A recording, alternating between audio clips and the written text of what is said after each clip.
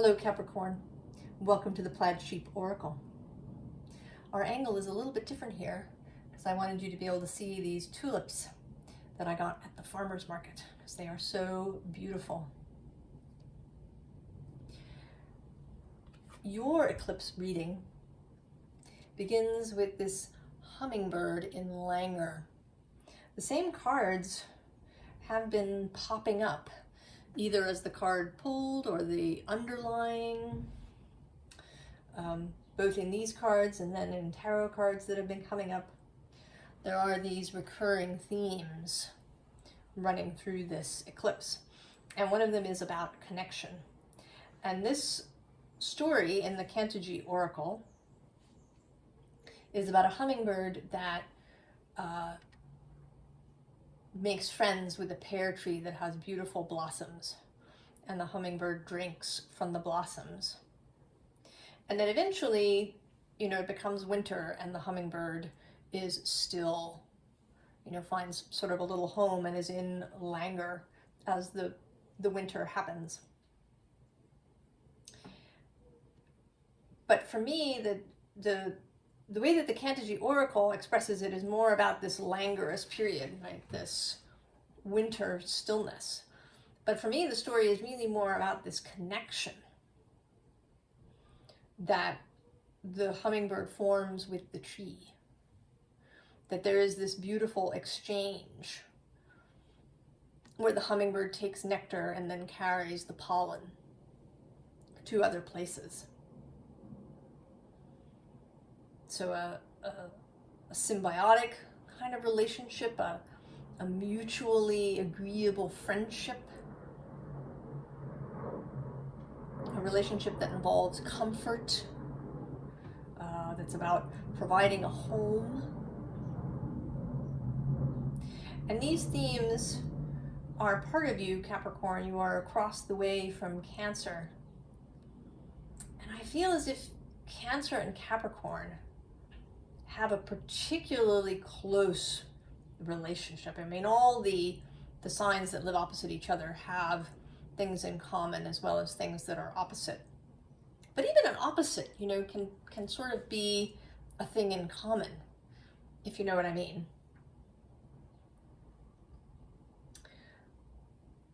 But Cancer and Capricorn, there is something so deeply intertwined about these two ideas of home and the external, of mother and father, of the nurturer and the protector, of the one who receives and the one who builds.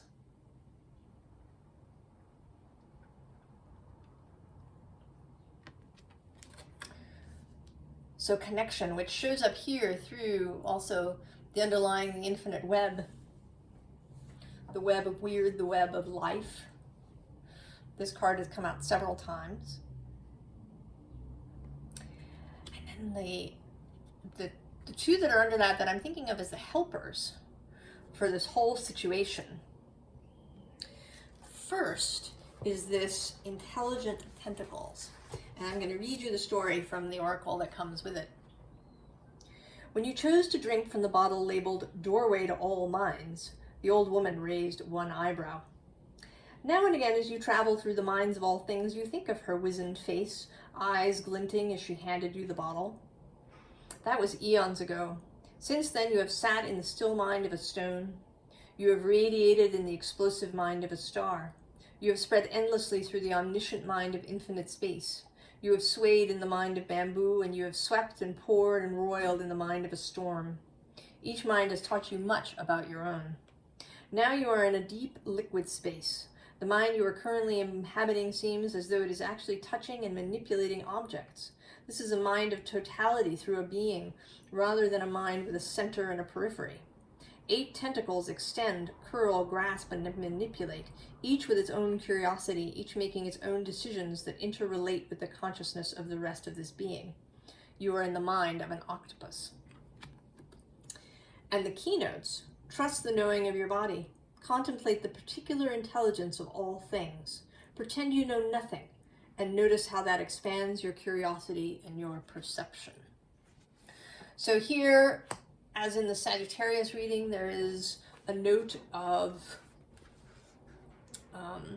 shape-shifting, of extending the mind, of looking at things from different perspectives. And then at the same time, we have this self-seeing eye. You looked long at the full moon reflected in the midnight pool in the nowhere woods at the edge of time. The moon reflected the sun's light onto the pool, which shone onto the screen of your retina. Though the magic and mystery of your brain, this all turned into an image of a glowing orb floating in an inky liquid.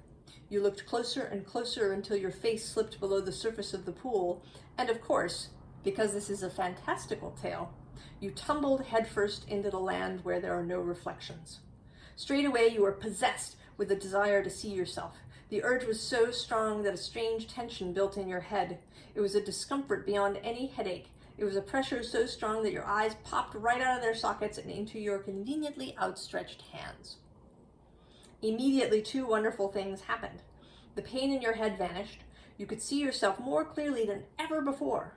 You moved your eyes around with your hands, exploring every nook and cranny of your being until your understanding of yourself was so luminous that you found yourself standing at a pool's edge beneath the moon, sun in the here and now, field in the center of time. There and then your eyes leapt back into your sockets and you walked home where a glowing bowl of moon tea awaited you. So this keynote is take a closer look at yourself to move beyond limiting assumptions about who and what you are. So these two ideas of both seeing through others' eyes and then seeing yourself in great detail.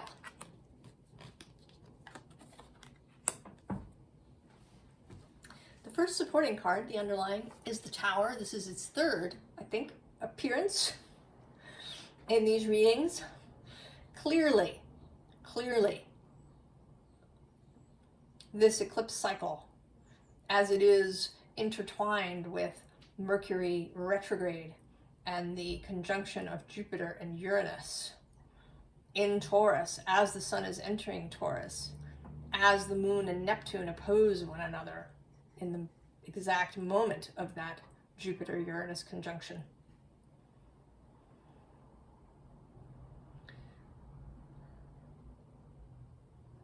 There is, and when Mars, incidentally, sextiles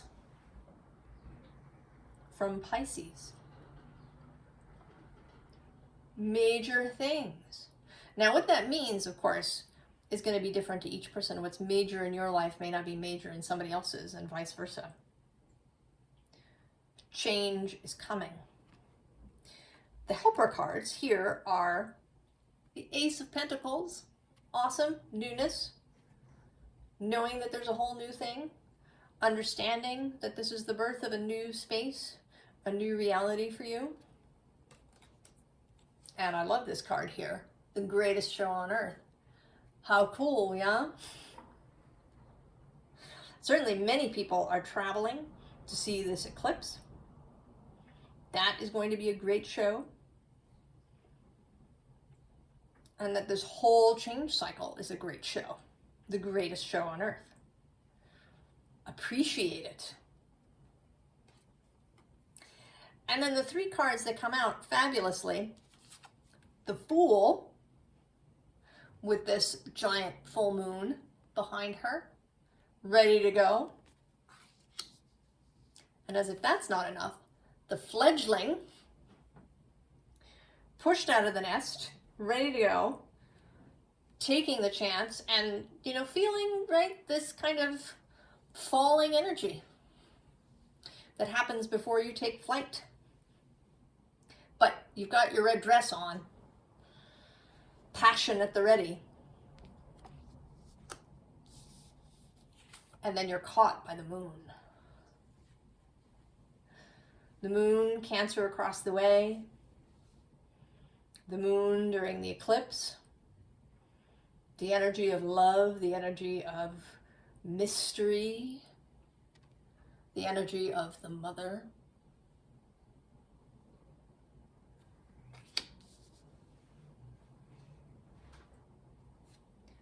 first fairy energy, continuing this theme, is the maiden. She is like the pool. The pool. Well, that's interesting. The pool in which you see yourself, maybe. Can you see yourself in the maiden? But she's like the fool. She is new, fresh energy. She is, let's see if I can find her in here.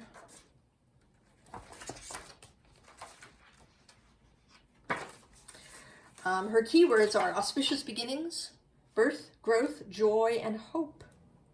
From her crown of light to her star-jeweled toes, the maiden is pure joy. She is the face of the force that generates growth throughout all the worlds. And her support is, first of all, the Laume, who is about giving and receiving in proper measure. It may not always be equal measure, but it's proper measure.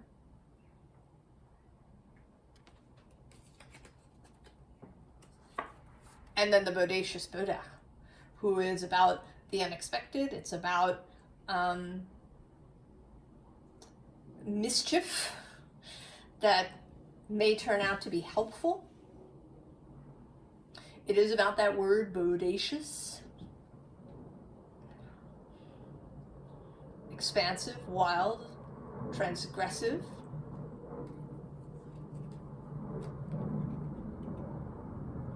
So newness springing forward in all different ways. Some of them perhaps mischievous or unexpected. To take it all as part of the greatest show on earth. And the first underlying is the Chariot. Cancer showing up again. The luminosity, the understanding, the coming into alignment so that you can move forward.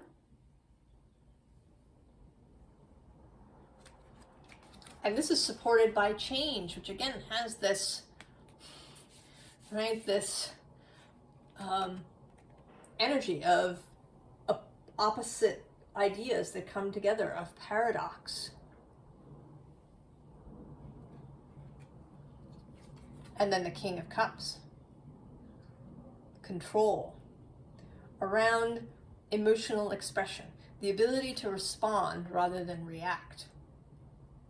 The ability to hold all of the different emotions that may happen during a tower without being overset or overwhelmed.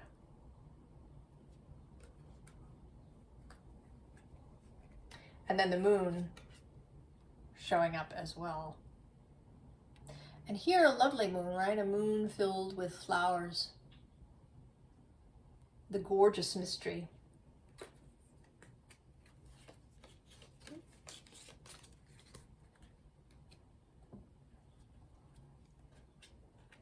Nine of Cups. This kind of goes with the King of Cups. Mastery of the emotional sphere.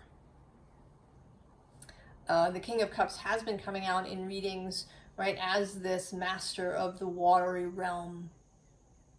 Not just emotion, but consciousness. The kind of collective consciousness. The imaginal realm. And here also having, bringing up this Moon-Neptune opposition that will happen at the moment of the Jupiter-Uranus conjunction. That watery realm, the realm of imagination, of dreams, of creation.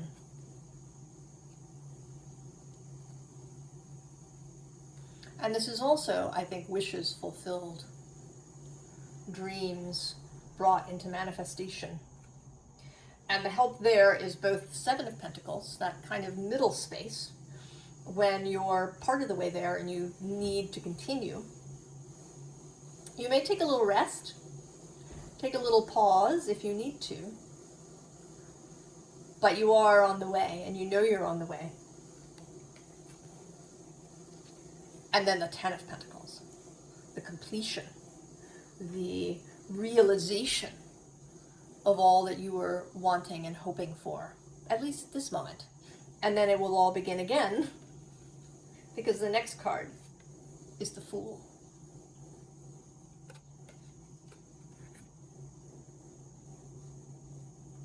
So it's interesting to me that the Lenormand deck came out. It doesn't come out very often for me in these group readings. But what we have is Clover, which is good luck. There's something here, Capricorn, about seeing this as really good luck.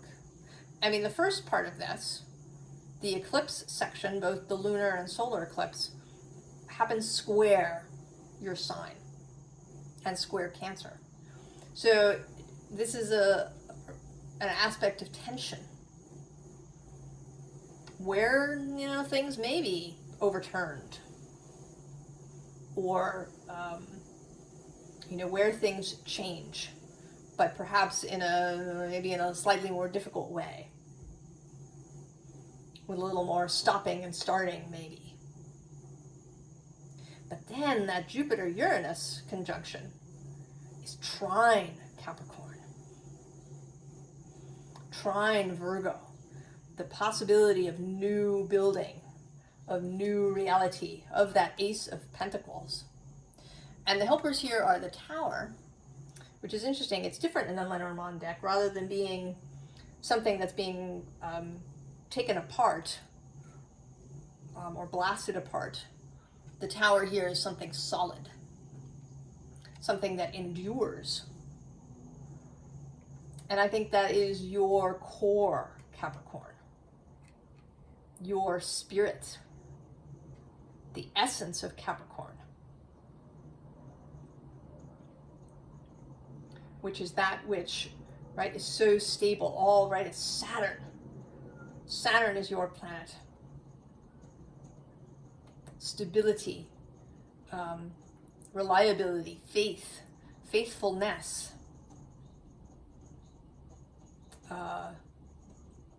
solidity, the spine, and also the joints, the ability to move the body. And then Fish, which is all about abundance and growth and the generative principle, right? Fish raining down from the sky.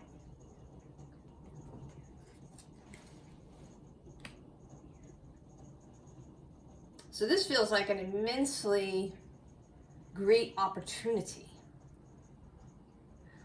if you're prepared, right, to make connection, to make connection to the ethereal, invisible realm, as well as to other people.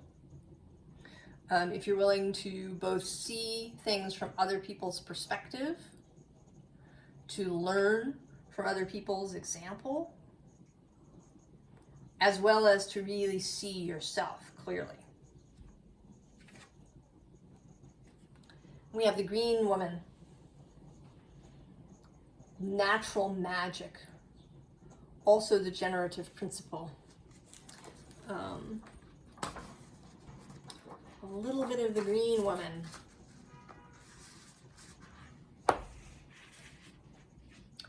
The Green Woman reminds us that where the ground is fertile, something will grow.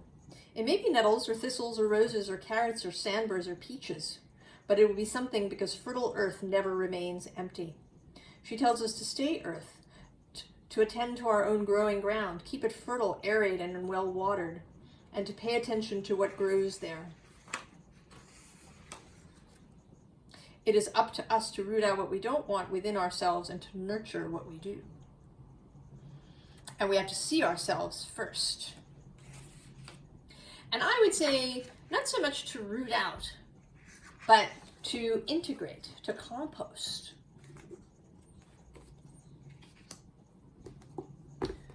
And so in doing that, there is both the exploration section with this Princess of Wands, and then there is the dreams section to acknowledge our wants, our desires, our dreams. Right? She comes right below this Nine of Cups. Dreams that we want to see fulfilled. And to see those clearly.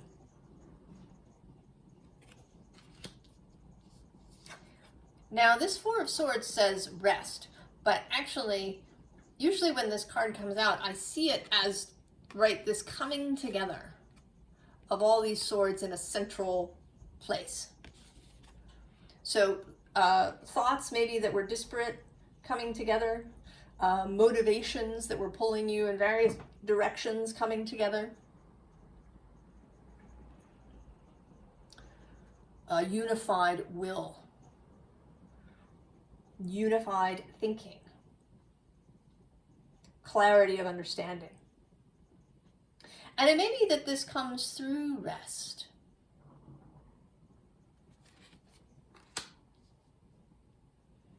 That taking time out, Capricorn, which I think sometimes can be tricky for you.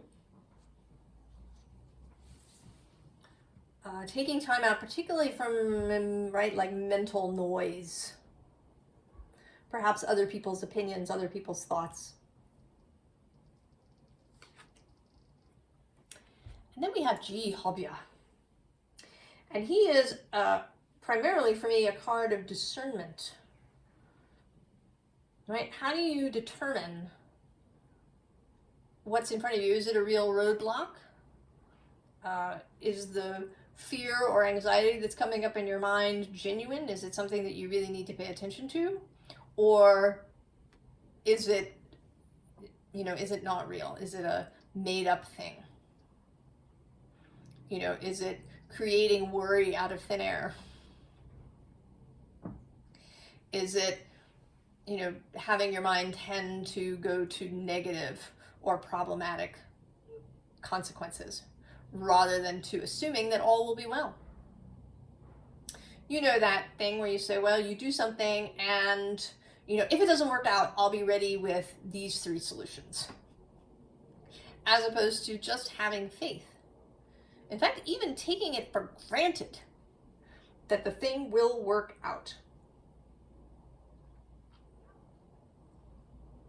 So not allowing,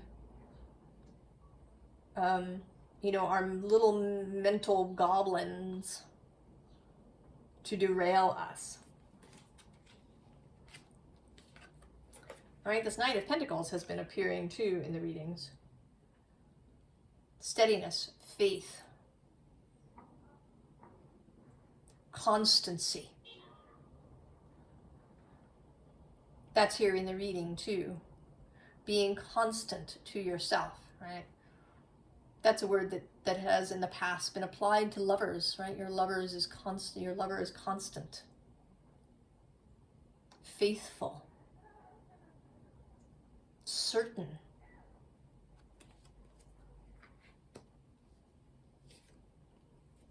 And then the Six of Swords, the transit.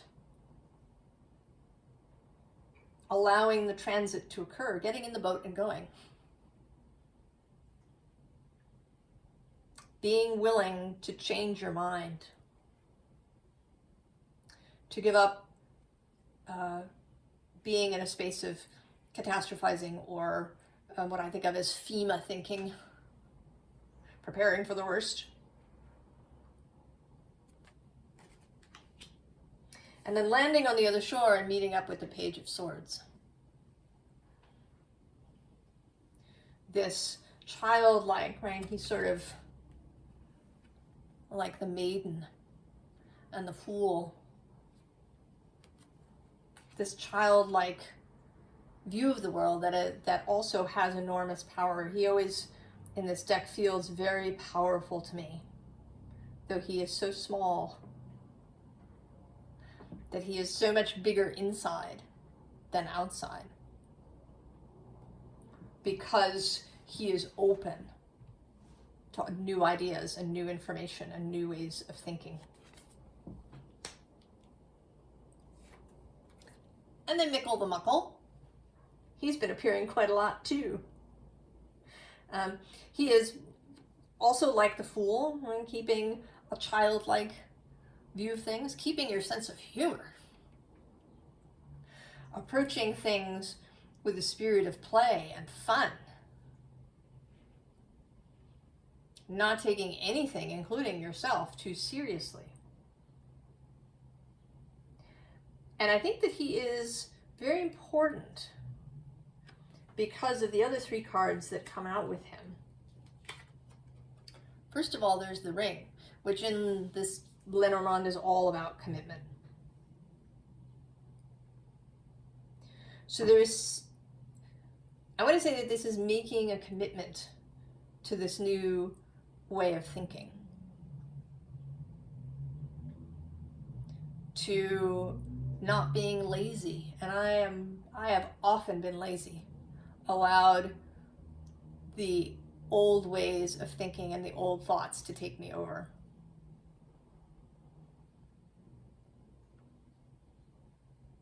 And I have things I can blame it on, my trauma or my coping mechanisms or all of these things. But there is, right, there is an effort there, a commitment to oneself that's involved.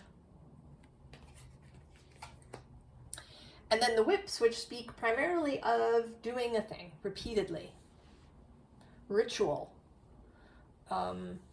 taking one step and then another step and another step and continuing that way, right? This is the Knight of Pentacles.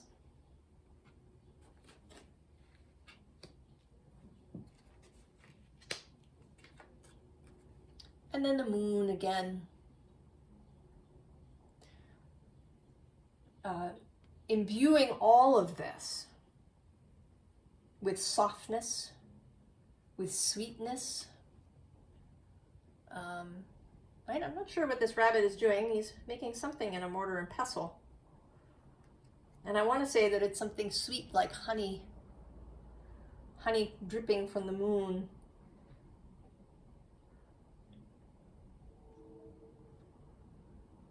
Remembering that sweetness for yourself and for others.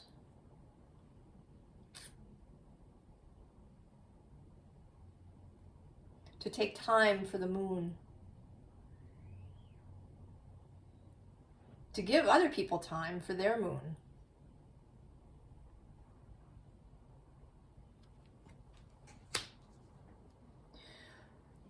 These readings have brought out how different energies have a part to play. Scorpio's reading talked about how Scorpio is good at the Tower. Right? This is Mars in Scorpio energy. Sagittarius talked about being light, being true to themselves, seeing themselves as beautiful.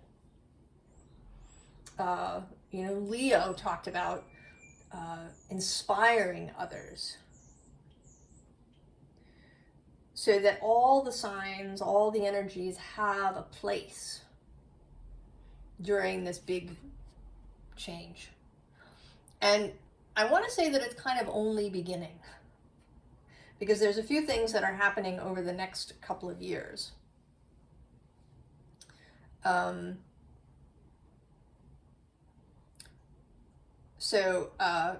In May, Jupiter moves into Gemini. In November, Pluto will move permanently into Aquarius. Next year, Neptune will make his first foray into his new sign of Aries. Then he dips back. Uranus will make his first foray into Gemini. He and Neptune move into their new signs in 2026 completely. There's actually a Neptune-Saturn conjunction at the 0 degrees of Aries. So the big planets changing signs, they don't do that often.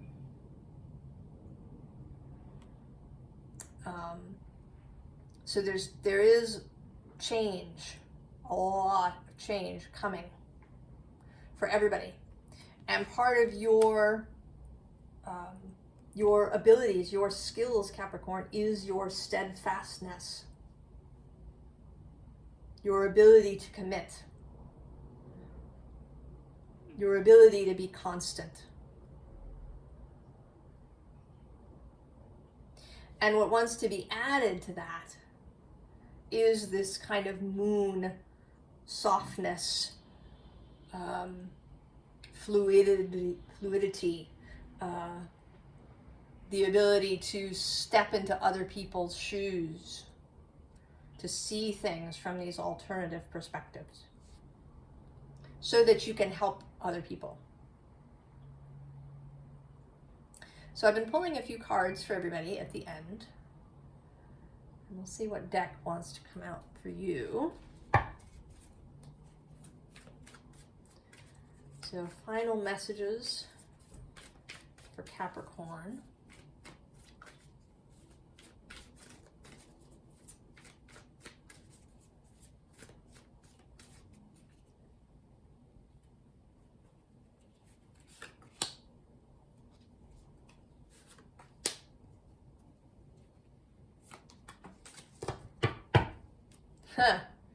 Bottom of the deck is another card that's been coming out a lot. The Sun. Clarity. Brightness. Joy. That childlike quality. Childhood is associated with the Sun. Creativity. And then the helper cards here are the Knight of Cups. Romance. You know, I don't think we tend to associate romance with Pisces or maybe Leo. But I think that Capricorn has a great potential for romance. Right? The romance of steadfastness. Of the lover who is there.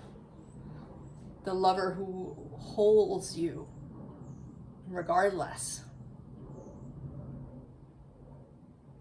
There isn't romance in that. And then the Six of Cups, with that nod to childhood and imagination and dreams. Allowing that really soft moonlight, moon's energy to bathe you.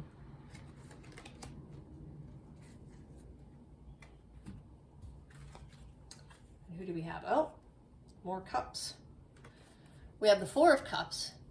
And I want to say this is more dreaming energy. Right? It's also a nod, I think, to that, right, to the little story of the self-seeing eye. Of falling through the pool into that other land where you can see yourself totally.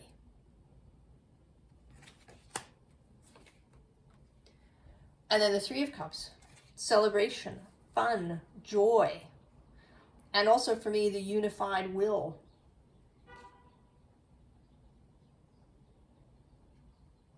The ability to combine your motivations. In this case, your emotional needs and motivations, as well as your kind of intellectual, mental thoughts about your life and your goals. And then the King of Wands.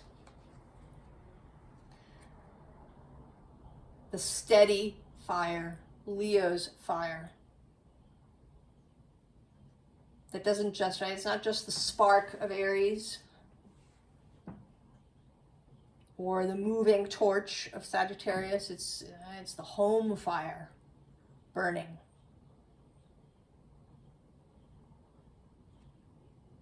The fire that, would last your whole life.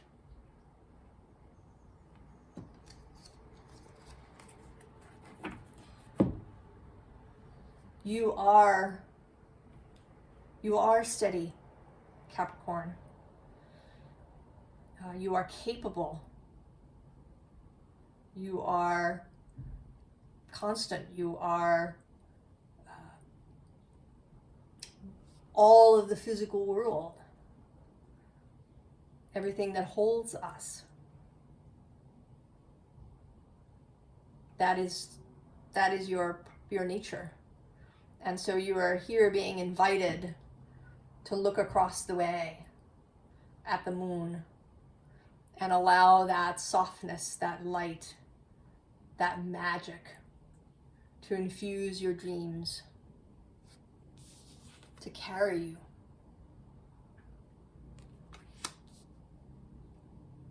I wish you all the very, very best, Capricorn, and I will see you next time. So long.